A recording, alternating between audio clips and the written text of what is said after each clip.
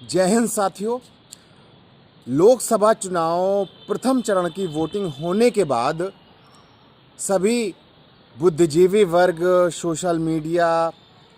Print media, electronic media और तमाम राजनीतिक विश्लेषण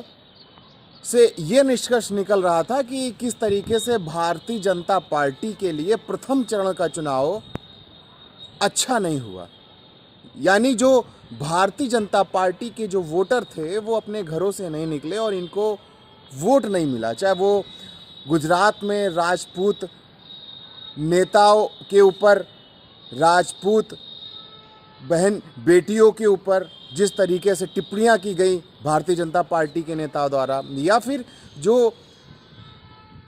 टिकट बंटवारे में जो भी नाराज़गी थी भारतीय जनता पार्टी के तमाम नेताओं से, शीर्ष नेतृत्व से, उससे नाराज होकर के भारतीय जनता पार्टी के जो तमाम वोटर थे उन्होंने भाजपा के समर्थन में घर से निकल के वोट नहीं किया। इस बात से घबरा के देश के प्रधानमंत्री नरेंद्र मोदी जी ने हार की बौखलाहट में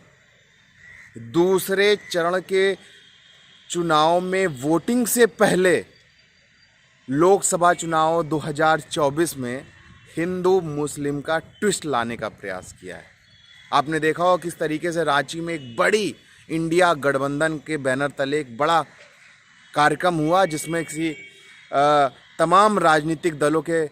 नेता उपस्थित रहे। आम आदमी पार्टी से अरविंद केजरीवाल जी की धर्मपत्नी सुनीता केजरीवाल जी, पंजाब के लोकप्रिय मुख्यमंत्री भगवंत मान साहब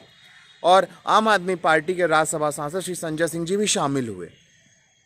लेकिन जिस तरीके से भारतीय जनता पार्टी प्रथम चरण की वोटिंग के बाद बौखला गई है, उनको कुछ समझ नहीं आ रहा है कि जनता को कैसे हम बरगलाएं, जनता को हम कैसे अपने जाल में फंसा करके हिंदू मुस्लिम करें। तो देश के सबसे बड़े भारतीय जनता पार्टी के नेता और देश के तानाशाह प्रधानमंत्री नरेंद्र मोदी जी ने अब खुलेआम हिंदू मुस्लिम की बात कर दी है। उन्होंने कांग्रेस के घोषणा पत्र के माध्यम से पूर्व प्रधानमंत्री मनमोहन सिंह जी के बयान को तोड़ मड़ोड़ करके एक विशेष धर्म के लोगों को टारगेट करने का प्रयास किया है, हिंदू मुस्लिम करने का प्रयास किया है। लेकिन देश की जनता बहुत जागरूक है, वो देश के प्रधानमंत्री नरेंद्र मोदी जी के बहकावे में नहीं आएगी और महंगाई, बेरोजगारी जैसे बेसिक सवाल पर जनता अपने जनप्रतिनिधियों को चुनेगी, यानी सांसदों को चुनेगी और वो सांसद हमारे देश के प्रधानमंत्री को चुन करके देश में पुनः लोकतंत्र की बहाली के लिए अपना प्रधानमंत्री उम्मीदवार चुनेंगे। लेकिन बड़ा सवाल ये भी है, जिस तरीके से गुजरात के अंदर आपने देखा होगा कि एक भारतीय जनता पार्टी के उम्मीदवार वोटिंग से पहले ही सांसद का नियुक्ति पत्र उनको मिल गया। जिस तरीके से आम आदमी पार्टी लगातार ये सवाल उठाती आई है कि देश में संविधान को ख़त्म करने की भारतीय जनता पार्टी कोशिश कर रही है,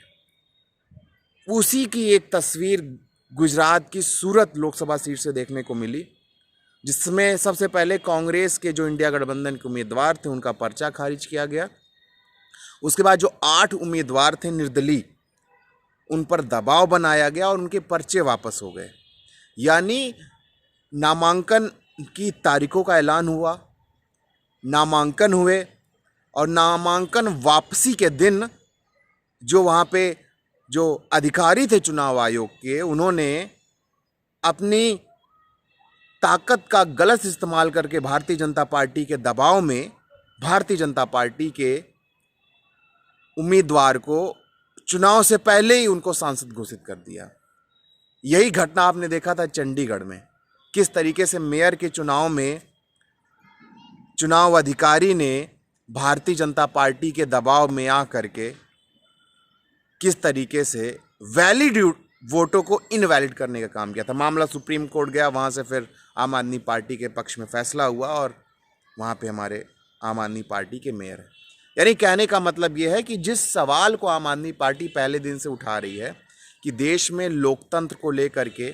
देश में संविधान को लेकर के जो संकट आन पड़ा है उसको भी देश की जनता को समझना पड़ेगा। और आने वाले दिनों में जब आप वोट करें,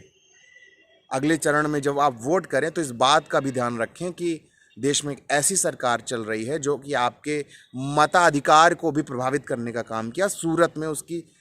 उसका उदाहरण आपने देखा कि आपके वोट के बिना